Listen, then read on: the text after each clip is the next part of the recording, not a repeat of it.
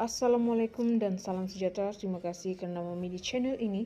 Sila pertimbangkan untuk tekan butang subscribe, like, komen dan share. Serta aktifkan lonceng notifikasi anda agar tidak ketinggalan dengan video-video terbaru dari channel ini.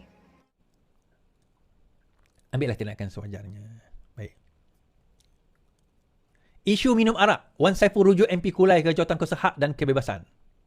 Ahli Parlimen Tasik Glugur Wan Saiful Wan Jan telah mengemukakan usul kepada Pertuan Dewan Rakyat Johari Abdul bagi merujuk Ahli Parlimen Kulai Teo Ning Ching ke Jawatankuasa Hak dan Kebebasan. Katanya, usul tersebut berkaitan dengan kenyataan Teo dianggap sangat sangkaan jahat terhadap dirinya dan cuba mengelirukan Dewan mengenai isu minum arak secara terbuka oleh Menteri Pelancongan Tiong King Sing.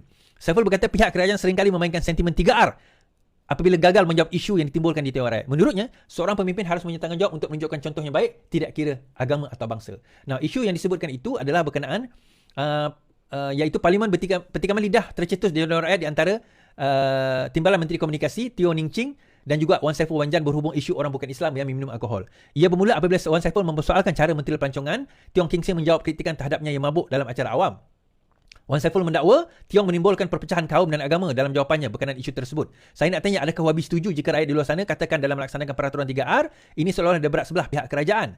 Pada masa yang sama ada juga menteri. Contohnya bila kita cakap salah laku dan etika minum alkohol di halayak ramai, kita cakap etika ketika sebagai menteri, tapi di sini timbulkan perpecahan kaum dan agama. Jadi ini disebabkan keadaan tidak ada, katanya.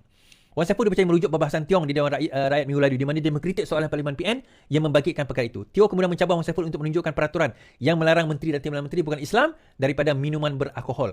Kalau YB rasa seorang bukan Islam minum arak melanggar tata etika, saya rasa KSN akan beri nasihat kepada menteri berkaitan. Mungkin YB boleh bantu saya. Bahagian mana dalam tata etika garis panduan kerajaan yang menyatakan sebagai seorang menteri atau timbalan menteri, walau kami bukan Islam, kami langsung tak boleh minum arak, katanya. Saya dah ulas benda ni tempoh hari. Saya kata dia bukan masalah minum arak tu satu hal. Dia dua benda yang delicate sikit. Wan Saiful menegur kerana dia minum arak di public. Tiong dan juga Timbalan Menteri Komunikasi mengatakan bahawa adakah Wan Saiful mempertikaikan orang bukan Islam meminum arak. So pertikaian tersebut berlaku dekat situ.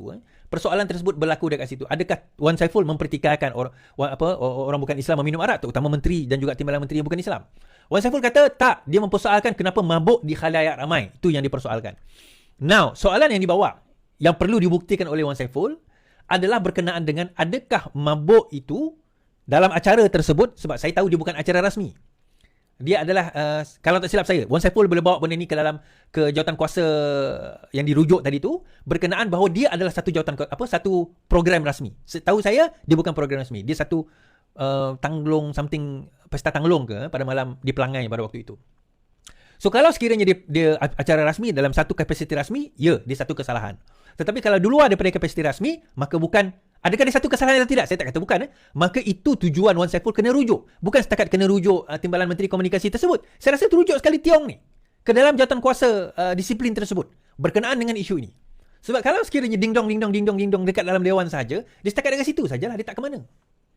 Sebab itu yang pertama. Yang kedua, macam saya kata tadi, tak ada isu lain ke Wan Saiful? Tak ada isu lain ke nak bawa kan? Sampaikan isu itu pun nak jadi bawa dah. Isu Tiong ni mabuk nak jadi bawa. Kita kenal Tiong ni dah lama.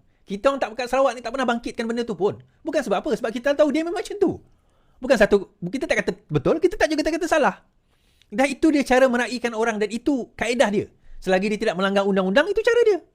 Kami tak menghalang, kami tak marah pun, itu dah kaedah dia. Dan itu saya kata, kalau dia menyalahi undang-undang, maka tugas Wan Saiful untuk merujuk kepada polis, merujuk kepada lembaga yang mengawal disiplin berkenaan dengan ahli parlimen dan menteri ini. So saya rasa itu adalah satu perkara yang sangat crucial kalau sekiranya hendak dibawa. Okay? So Wan Saiful, tugas anda untuk melakukan perkara tersebut lah.